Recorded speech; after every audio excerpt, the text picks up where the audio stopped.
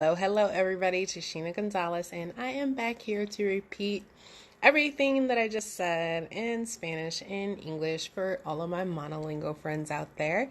So, this is Tashina Gonzalez with Vida Activa, and I am here to chat with you guys today about natural remedies for eczema and psoriasis.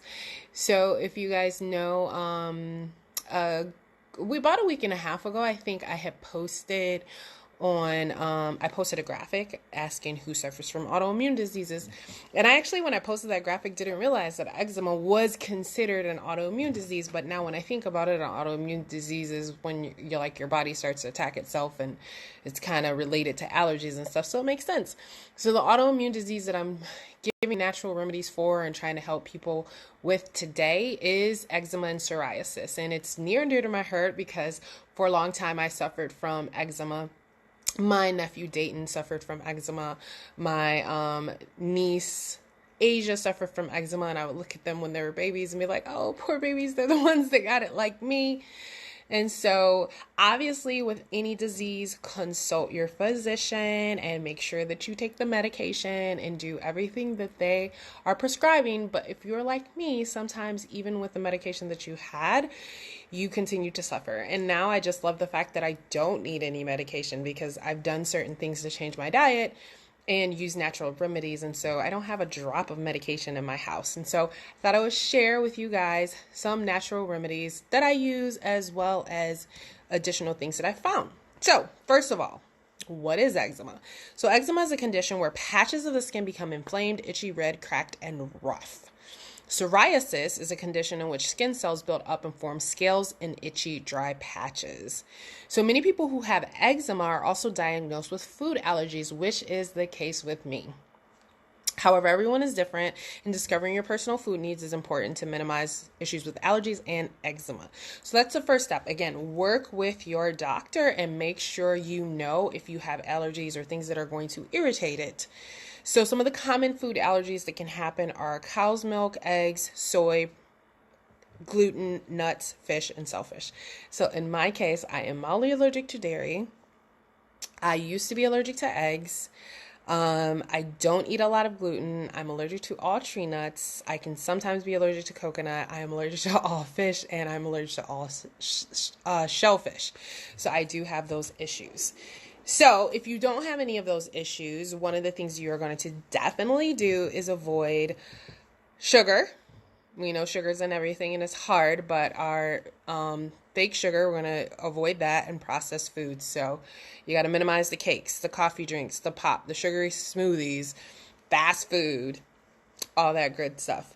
In addition, if you have psoriasis, then you're also going to want to be cautious. Again, work with your physician, but be cautious of possibly fatty cuts of red meat and definitely dairy. Even if you weren't diagnosed with that allergy, that might be some things that you are going to avoid as well. So what things should you eat to support? What are the natural things that are going to help support your body and minimize having breakouts when it comes to eczema and psoriasis? So because both of them are inflammatory conditions, they're autoimmune diseases, right? You're going to want to eat anti-inflammatory foods. So if you are not allergic to fish like myself, you're going to want to eat clean, organic fish that is high in omega-3 fatty acids. You're going to make sure that you have a lot of healthy oils like olive oil. Eat lots of leafy greens like spinach and kale. Beans and lentils, have those in your diet. Colorful fruits such as apples, blueberries, cherries, and all other types of berries.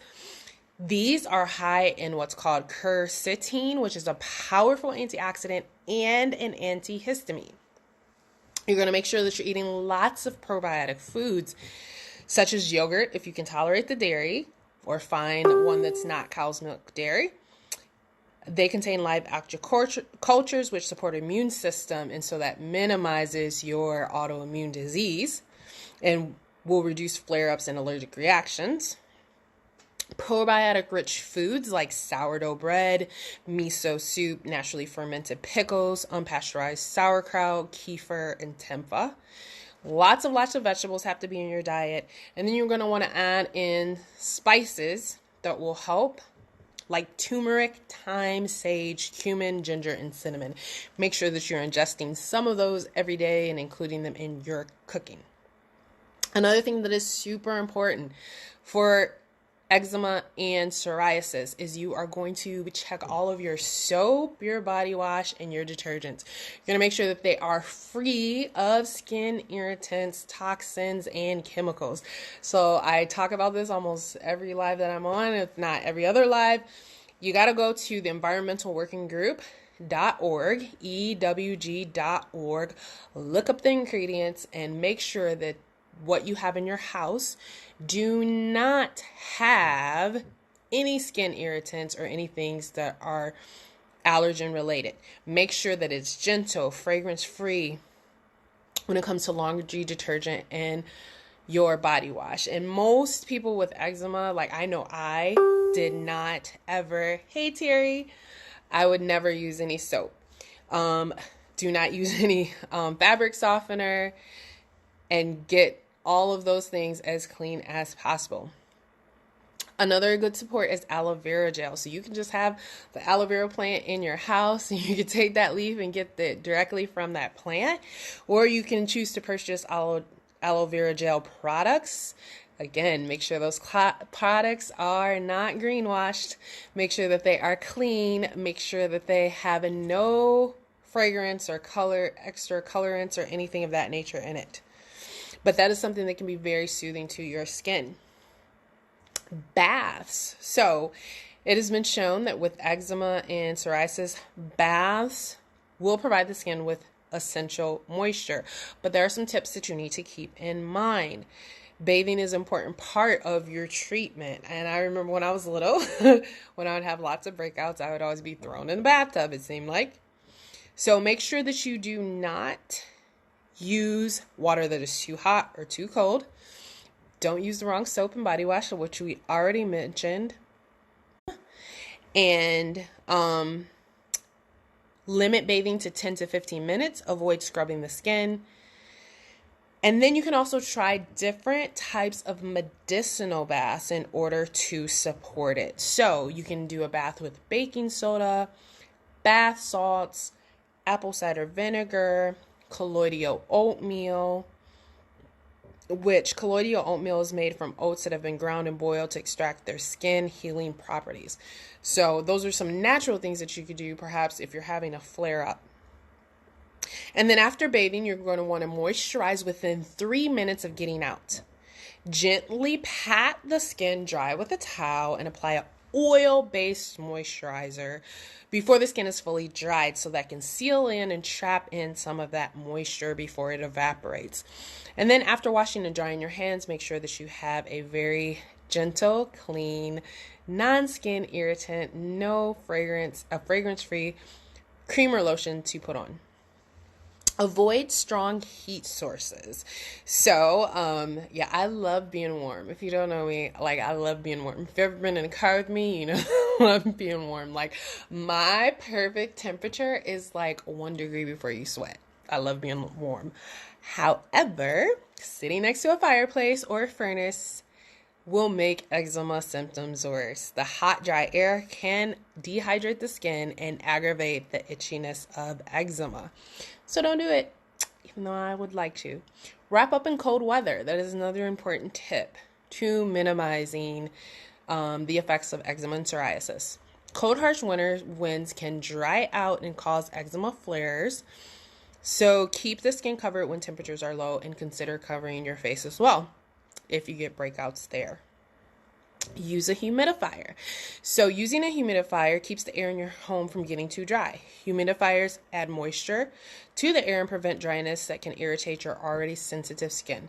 So just one more reason why everyone needs to have a diffuser in every single room of their home, because a diffuser, one of the functions that it does is it does act as a humidifier as well. Honey. So honey is a natural antibacterial and anti-inflammatory agent, and people have actually used it to heal wounds for centuries. So it also boosts your immune system function, which helps the body fight off infections. and it has been used in the past to treat various skin ailments, including burns and wounds, and the two things that we are talking about. So you can apply it directly to those areas to help prevent infections while moisturizing the skin and healing it during breakouts. And there's actually Manuka honey products that have been designed for this as well. But again, make sure that they're clean and good. Another important thing to keep in mind and do and use as part of your treatment is stress relieving activities. Studies have shown that you get additional flare-ups when you are highly stressed. So, because of this, you're going to want to incorporate some daily stress relieving activities in exercise, some form of meditation, deep breathing exercises, aromatherapy, writing in a journal, etc. to reduce your stress levels and reduce flare-ups. And then you're going to want to use also botanical oils on your body, such as sunflower oil, extra virgin coconut oil, castor oil, jojoba oil. And then, of course, you can always boost the properties and get additional soothingness and prevent more drying by adding essential oils into it that can be soothing as well. So some of the ones that was recommended from this article that I am referencing here mentioned tea tree oil is very, very good for soothing in this situation. Lavender, geranium, peppermint. So those are some things that you're going to use. So with that, I just want to show you some things that you should incorporate into your regimen while you are supporting your body and its natural healing properties through the things that I mentioned, diet and all of the other things here. So we do, with the company that I represent, have massage oils. So I use these as body oils. I usually don't use a lotion the majority of the time, especially in the winter time, because it's going to have that jojoba oil. It's going to have that, all those things that we mentioned in there to support the body. And no matter what you use, we mentioned it's important to have an oil-based moisturizer. And then again, we're going to have our beautiful, amazing, soothing oils to add to that. So everyone needs to have lavender for all the many benefits and reasons. But in this case, it's one that you're going to use topically to soothe and support your skin. Geranium, we also talked about using that. And then peppermint. Now remember, peppermint and tea tree and some of the other ones that were mentioned, we are going to want to dilute those. So maybe use something like this or an additional fatty oil that we mentioned, like jojoba oil, to dilute it and add it onto your skin. Another one that I just absolutely love is Melrose. So this is a blend actually that has tea tree. I don't really like tea tree by itself. I don't know why. So this one has actually rosemary, tea tree, clove, and niaouli leaf oil in it. So this is one that I will keep in my car to soothe my skin on a regular basis. And then we also talked about the importance of probiotics, right? So Life 9 probiotic is what I actually haven't been using this. So I just got it and I got to make sure that I have it as part of my regimen. And then the last thing that is super, super important is our Ninja Red, right? We talked about in our diet, making sure that we get all those colorful berries in there because they are antioxidants and they have antihistamine properties. So while you're eating those berries that are going to do that, you're going to also want to make sure that you're getting your dose of Ninja Red every single day, because this has ninja wolfberry, blueberry, plum, sweet cherry, aronia, and pomegranate. So we're talking about how incorporating all those in your diet is going to be super important. So that is what I wanted to share with you guys today. Again, I see so many people on my timeline suffering from autoimmune diseases, and this particular one is one that I suffered from. And so I want to do a series where I talk to people about all the natural things that they can do while they're working with their physician and their health provider to provide some additional layers of support and relief while they're working through all of that. So if you know anyone that suffers from eczema or psoriasis, please immediately share this video with them so that they can know that they can have some soothingness and some relief even when they're in between certain things.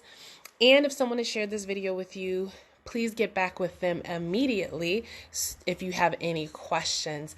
And additionally to that, here in the Michigan area, we are going to have a class where we're going to make some bath salts and some creams with these soothing, amazing essential oils.